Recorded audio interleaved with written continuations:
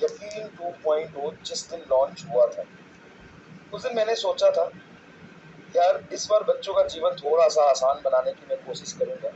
देखो, जिनको सेलेक्ट होना है ना, वो अपने मेहनत से सेलेक्ट होंगे। उसको सीरियसली मैं बता दूं, ना तो कोई कोचिंग, ना तो कोई टीचर, ना कोई बैच कोई सेलेक्ट नहीं करा सकता। बेटा, ये मतलब हजार बातों का एक जवाब है, हजार कंफ्यूजन का, हजारों सवाल का बस एक जवाब है।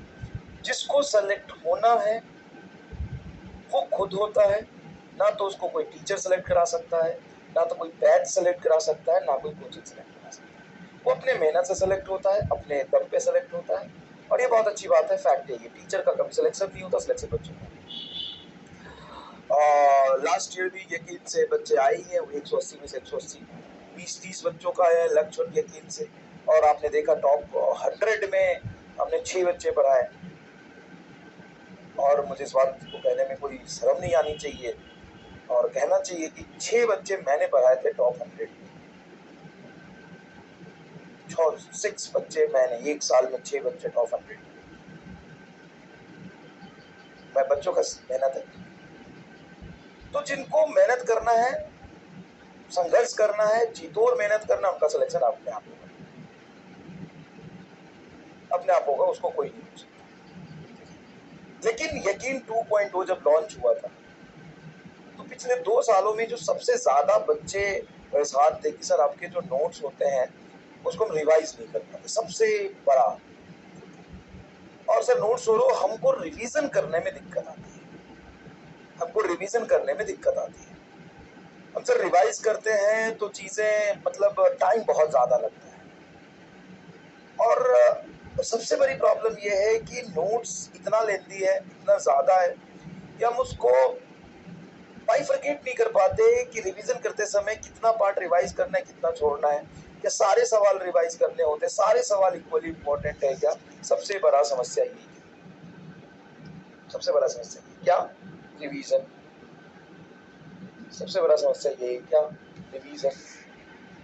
सर सबसे बड़ा प्रॉब्लम रिवीजन है। उसके बाद सर नोट्स इतने ज्यादा होते हैं कि उसमें से क्या रिवाइज करना है हमें पता नहीं चलता, क्या रिवीजन करना है हमें पता नहीं चलता। तीसरा सर, सबसे पहले तो नोट्स बनाने में भी सबसे बड़ी समस्या ऑनलाइन क्लास, नोट्स बनाने में भी सबसे बड़ी समस्या है। भाई ये पिछले 1.5 से 2 साल का मेहनत है ना। Rome was not built in a day. Rome Rome ना, सही बोल रहा हूँ, Rome was not built in a day. कोई भी काम 1 महीने में, 10 दिन में, 20, बहुत लंबा संघर्ष, बहुत लंबा मेहनत और एक प्रोसेस होता है। ऐसा नहीं है कि मैंने पेपर पे कुछ लिख दिया वो किताब बन जाएगा, कुछ नहीं होता। पेपर पे लिखना, सीक्वेंस में लिखना, सेलेक्टिविटी लेना, उसका टाइप होना, अलग अलग मेथड से चीज़ें बनना, फिर उसको रिवाइज करना, फिर लगना कि नहीं यार इसमें तो और कमी है, कुछ और होना चाहिए, फिर उसको ठीक करना, फिर उसमें एरर आना, फिर उसको ठीक करना, बहुत मुश्किल। और सच में मतलब ऐसा नहीं कि पेपर पे कुछ लिख दो और वैसे 100 पेपर बन जाएंगे तो उसको कंपाइल कर दो, नहीं। किसी भी चीज़ को करने के लिए, किसी भी चीज़ को करने के लिए आदमी पहले असफल होता है, उसको संघर्ष करना पड़ता है, उसको हमेशा लगता है यार नहीं हो पाएगा, बहुत मेहनत है, थोड़ा करता है फिर छोड़ देता है। पहला कदम उठाना सबसे इंपॉर्टेंट होता है, लेकिन काफी नहीं होता। ये बात समझिए, पहला कदम उठाना बहुत इंपॉर्टेंट होता है, बहुत हिम्मत का काम है, लेकिन वो काफी नहीं होता। पहला कदम उठाने के बाद कितने लोग आराम से बैठ जाते हैं, बहुत मुश्किल है। लेकिन फाइनली वो आ गया। The name is physics made easy. Physics made easy class के सारे इंपॉर्टेंट फॉर्मूले, सारे इंपॉर्टेंट कंसेप्ट, किसी मॉड्यूल में जितनी वैरायटी नहीं होगी उतनी वैरायटी जो नीट और जेई मेन के कंसेप्ट के लिए, मतलब सवाल को सॉल्व करने के लिए जरूरी है, सारे कंसेप्ट एकदम सीक्वेंस। मतलब क्लास में जितने कंसेप्ट के सवाल बनते हैं ना, सारे कंसेप्ट, सारी थ्योरी, सारा फॉर्मूला, सारा डेफिनेशन एकदम सीक्वेंस में।